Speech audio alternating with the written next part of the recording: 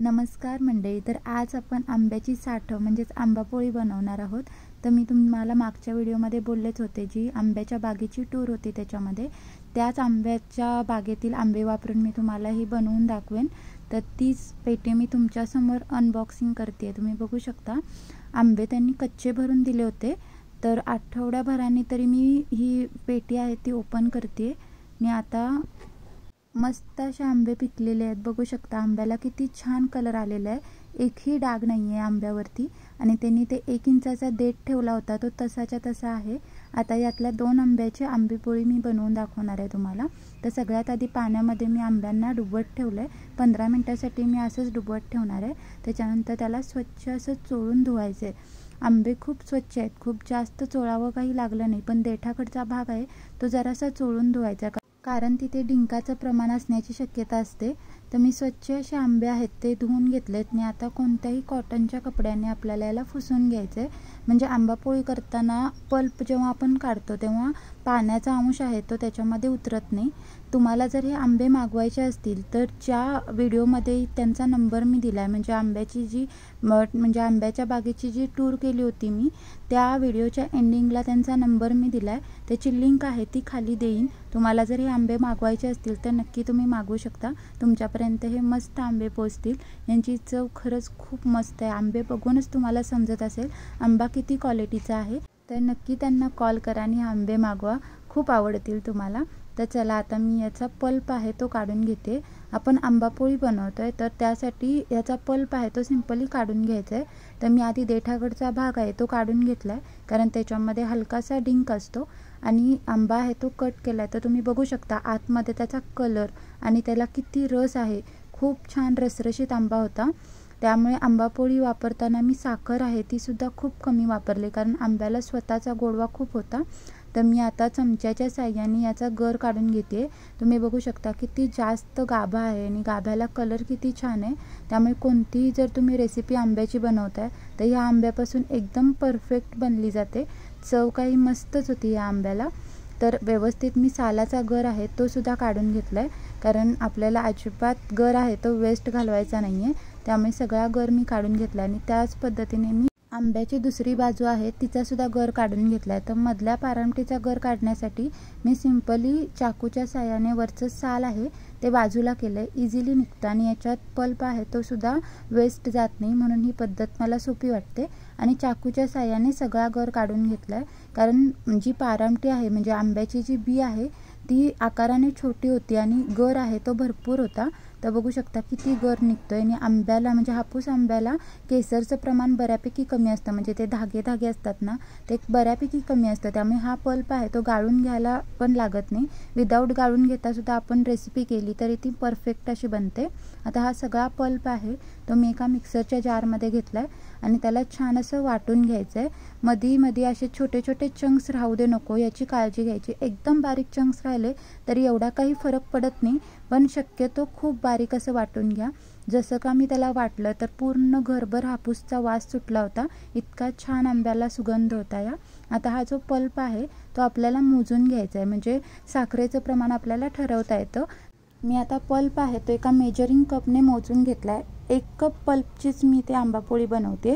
ते 1 कप भरून पल्प मी इथे घेतला आहे आणि त्याच्यासाठी आपण साखर मोजून घ्यायची. आंब्याला स्वतःचा खूप गोडवा होता. आंबापोळीमध्ये साखरेचं प्रमाण बऱ्यापैकी जास्त असतं, तरीसुद्धा मी 1 कपासाठी 1/4 साखर घेतलेली आहे. याने परफेक्ट असा गोडवा येतो. आता हे छान प्रमाण आहे ते आपण मोजून घेतलं आहे. तर आता याला एकदम सिंपली आपल्याला मिक्स करून घ्यायचं आहे. म्हणजे एक पॅन घेतलं आहे मी. गॅस न लावताच पॅनमध्ये हा सगळा पल्प आहे तो घालायचा आहे आणि सोबतच जी आपण मोजून घेतलेली साखर होती ती घालायची. आणि हे पॅन आहे ते मी बाजूला ठेवलं आहे. आणि सगळ्यात महत्त्वाची गोष्ट आपल्याला आधी करून घ्यायची आहे ती म्हणजे साठं घालण्यासाठी जी ताटं आपण वापरतो ती व्यवस्थित ग्रीस करून घ्यायची आहे तेलाने किंवा तुपाने. ते एका आकाराची 2 ताटं घेतलेत मी आणि दोन्ही ताटांमध्ये अर्धा चमचा तूप लावून ते व्यवस्थित असं हाताच्या साहाय्याने स्प्रेड करून घ्यायचं. तुपाऐवजी तुम्ही तेलही लावू शकता, पण जर वर्षभर साठवणीसाठी बनवताय तर शक्यतो तूपच वापरा, कारण तेलाचा हळूहळू वास सुटायला लागतो आणि ते खराब होण्याची शक्यता असते. म्हणून तूप लावायचं. तुपाने खूप वेळ म्हणजे वर्षभर वर्षाहून अधिक ही साठं आहेत ती टिकतात आणि सीझन सोडून सुद्धा आंब्याचा आस्वाद आहे तो आपल्याला घेता येतो. तर व्यवस्थित असं ग्रीस करून मी या ताटांना बाजूला ठेवलं आहे आणि आता गॅस लावून आपल्याला हे पॅन आहे ते गॅसवरती ठेवायचं आहे आणि याला छान असं शिजवून घ्यायचं आहे. म्हणजे खूप जास्त शिजवायचं नाही, साखर आहे ती चांगली मेल्ट होईपर्यंत शिजवायचं आहे.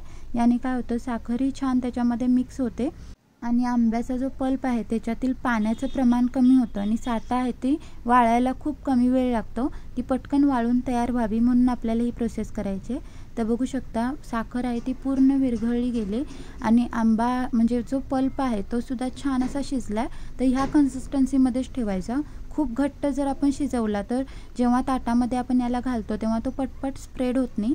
म्हणून ह्या स्टेजला मी गॅस बंद केला आणि जेवढा पल्प होता त्यातील अर्धा पल्प एका ताटामध्ये घातला आहे आणि तुम्ही बघू शकता हाताच्या साह्याने आपल्याला असं हलवत ह्याला स्प्रेड करायचं आहे. इझिली स्प्रेड होतं कारण त्याची कन्सिस्टन्सी होती ती रनी होती. एकसारखं इव्हनली स्प्रेड करायचं. मी पातळ अशी साठं बनवते, मला तशी आवडतात. त्या काकींनी बनवली होती तशी तुम्हाला जर हवी असतील साठं म्हणजे अशी घट्टवाली तर साठाचा लेअर आहे तो असा जाड द्यायचा. म्हणजे जेव्हा साठं वाळून तयार होतात म्हणजेच आंबापोळी जेव्हा वाळून तयार होते तेव्हा त्याला आपण स्क्वेअरमध्ये छान कट केलं की ते जाड छान वाटतं. पण मला अशी पातळ आवडते म्हणून मी पातळ लेअर दिलेली आहे. तुम्हाला जसं आवडतं तसं तुम्ही याला सेट करू शकता. एकदा का स्प्रेड करून झालं की मस्त 2 ते 3 दिवसाचं ऊन द्यायचं. मी 2 दिवसाचंच ऊन दिलं होतं. पातळ असल्यामुळे ते छान 2 दिवसात वाळलं आहे. बघू शकता. आता त्याला म्हणजे त्याची जी कडा आहे ती अशी बोटाच्या साह्याने किंवा कोणत्याही चाकूच्या साह्याने अशी मोकळी करून घ्यायची. म्हणजे साठं जेव्हा आपण वेगळी करतो ना तेव्हा ती पटकन फाटत नाहीत, एकसारखी छान निघतात. आणि हाताच्या साह्याने हळूवारपणे त्यांना उचलायचं आहे. बघू शकता की ती इझिली उचलली जात आहेत, अजिबात फाटत नाही आहेत. आणि खालची साईड आहे ती किती शायनी तयार झालेली आहे आणि दोन्ही साईडने त्याला कलर बघू शकता एकदम मस्त इव्हनली आलेला आहे. आपण कलरसाठी काही याच्यामध्ये आर्टिफिशियल गोष्ट घातली नव्हती. ओरिजिनल हापूस आंब्याचा कलर आहे हा आणि चवसुद्धा तुम्हाला जेव्हा तुम्ही करून खाल ना तेव्हा कळेल. खरंच खूप छान झाली होती. हे जे आंबापोळी आहेत ते जेव्हा आपण यांना काढतो ताटातून तेव्हा खालची साईड आहेत त्यालासुद्धा अर्ध्या दिवसाचं ऊन द्यायचं. म्हणजे छान असे ते कडक होतात आणि वर्षभरासाठी आपल्याला साठवायला मिळतात.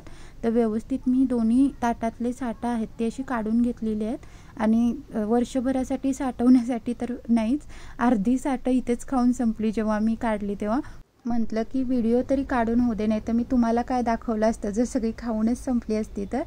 इथं मी दोन्ही साठं आहेत ती व्यवस्थित ताटातून काढलेली आहेत. मी तुम्ही बघू शकता किती छान पारदर्शी झालेली आहेत. खाली माझा हात आहे तो व्यवस्थित तुम्हाला दिसतोय. एवढी पातळ तुम्हाला हवे असतील तर तुम्ही पातळ लेअर देऊ शकता किंवा अशी घट्ट म्हणजे त्या काकूंनी केली होती तशी हवी असतील तर मगाशी सांगितल्याप्रमाणे थर आहे तो जाड द्यायचा. म्हणजे तशी साठं बनवून तयार होतात. फक्त ती वाळायला खूप दिवस लागतात, म्हणजे आठवडा तरी लागतोच. आणि ही साठं बनून तयार झालेली आहेत आणि कलर तुम्ही बघू शकता. जर तुम्हाला आवडली असतील तर नक्की रेसिपीला लाईक करा, शेअर करा, चॅनलला सबस्क्राईब करा, बेल आयकॉन दाबा आणि अशाच रेसिपींसोबत आपण पुन्हा भेटू. Bye bye.